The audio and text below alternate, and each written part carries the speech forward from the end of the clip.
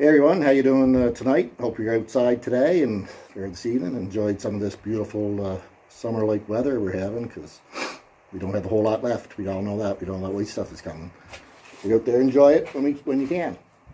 And before I start this, full disclaimer: I am fully aware that I am not that great of a poser, and I try to work on it as much as I can and try to be better at it each time. But and I'm not going to go over like the techniques of posing tonight like that. Maybe some other night. I'll get close to the show in a bit better shape. I won't mind. I'll put some mandatories together and see if we can tweak my posing. And because everybody has a different structure and what looks best for their body and stuff like that. So maybe in a couple of weeks I'll be confident enough to do that on these videos. I just wanted to kind of relay some of the observations I made over the last, that last couple of years of watching. I watch a lot of pro shows. I watch especially I probably watch 5 or 6 a year. I'll watch the Olympia, the Arnold, and I'll watch some of the other shows that, like if Ian Vallier's in a show, I'll definitely watch that, or Nick Walker, or any of my favorites. I probably watch 5 or 6 a year. And one thing that I've noticed, especially with the last Arnold Classic in Ohio, is that the pros, even though the professionals could stand to work a bit more, not them all, but they could stand to work a bit more on the posing, I think. And when somebody does actually work on the posing, it really stands out, and some of the times that could contribute to them being the champion. And first of all, as far as the mandatories, we'll talk about that first. And what the mandatories are for maybe, some of you guys that don't know, that aren't bodybuilding fans. They're like the 7 to 9 comparison poses that the judges put you through: your front shots, your side shots, your rear shots. And they'll compare, you're standing there side by side to the other bodybuilders, and the judges basically bake the precision on how you compare to the other bodybuilders in these mandatories.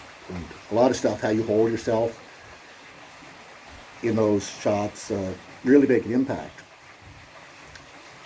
And if you're breathing hard to your stomach, see that your stomach going in and out, they know you didn't practice a lot. You weren't the condition of an athlete up there like maybe another. And a real good example of that on a pro is one of the youngest pros out there is Nick Walker. He's won the New York, and he's the New York Pro. He's the current Arnold Classic champion, and he could school. He schooled a lot of the older guys on the mandatories. It was very obvious that he practiced holding those poses for a long time, and I heard even some of the other bodybuilders, they complimented him. They said they'd look over and he'd get into his front double bicep pose, and they'd be intimidated because he could just stand there. It seemed like forever, while they could stand there for maybe 10, 15 seconds, and they'd start getting winded. And it really was very obvious. A lot of the commentators noticed it, and I noticed it, and I'm sure the judges noticed it well. And despite being a complete freak, I believe it contributes to how successful Nick is being as a young bodybuilder. And it's probably by no coincidence that last year's Mr. Olympia, Big Grammy, he done the same thing. He came out, and everybody else was, after 20 seconds, you could see that they were getting a little bit out of breath, but he just got into his poses, and it looked like he could stand there all day. Just like statues up there. They didn't squirm, they didn't try to go into secondary pose and catch your breath or anything like that. They were the first ones in. They got into it. They stayed there. Everybody else got gas, and they were the last ones coming out. So practice your mandatories, and so I'm guilty of it myself. But I mean, I'm not. Us amateurs aren't professional bodybuilders. These pro guys, those top tier pro guys now, don't have other jobs. Their full-time job is to get up in the morning and eat, train, and sleep, get rest, grow, do the social media thing. A lot of them do the social media thing, and I know that takes time, but I'm sure that as a professional bodybuilder, you should up the game bit on your posing, take the time, and make sure that you're as prepared as what Nick Walker was and Big Grammy. And as amateurs, we should try to do the best we can. We don't have that same amount of time, but take the time, take a couple minutes at the end of the night and try to hold your poses, and it'll pay off at the end. But really struck me was the lack of posing routines in the open bodybuilding. I can't talk about classic because all those guys are really good bodybuilders, really good posers. They're scored on it, so they have to be. And it's kind of part of the whole classic thing is to be able to pose well. But for the open guys, and no disrespect, I'm an open bodybuilder fan, hands down. That's what I like to watch. I like to watch freaks, and even classic. What interests me in classic is Chris Bumstead, because he's a freak. He just happens to be in classic. But anyway, getting back to the posing, the top six guys. Of the top six guys, there's two that you could tell put any effort whatsoever into the posing routine. That was Justin Rodriguez, I think he finished 4th, and Sergio Oliva Jr., and they finished 6th. The rest of the guys, one corner did the most muscular, but over there did the most muscular, and did a lat spread, and maybe listened for some applause, and that was about it. And I gotta say, I find that a little bit unprofessional. They're at the elite level. Fans are there to be entertained. They're getting paid pretty good money now through everything, through sponsorships, through social media. I think they could probably put a little bit of effort into the pose. They don't have to go to the RT style and like Sergio did and all that kind of stuff, but just kind of put some effort into it.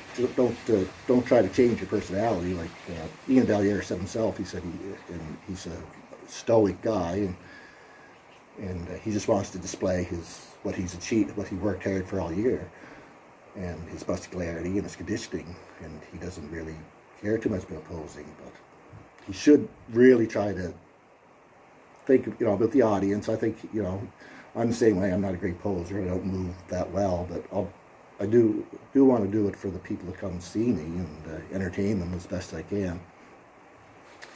And if you can do that, you can create a moment for yourself that you'll always remember. For myself now, that moment happened to me in 2018. That's the kind of the reason I'm wearing this Never Done t-shirt, big Never Done t-shirt tonight. It's kind of part of that little story, is that it was the first time, it was at the 2018 Mount Brunswick St. John's, and it was the first time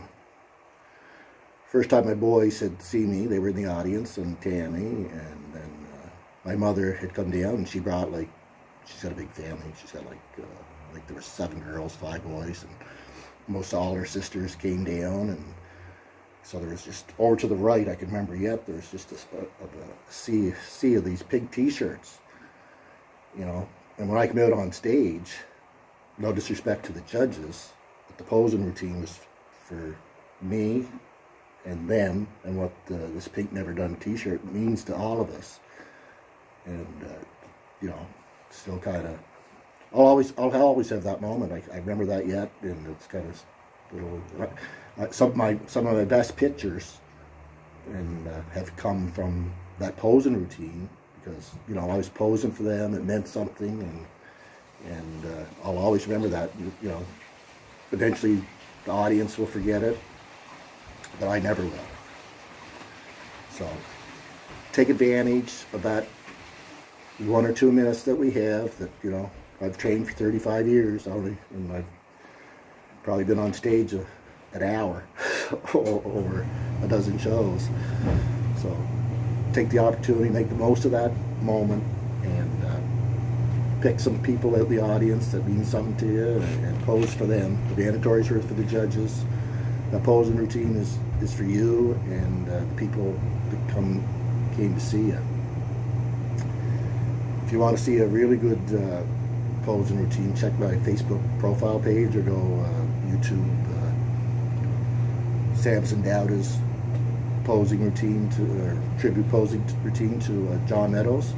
And that was really good routine. It meant a lot to Samson. It meant to everybody in the audience, and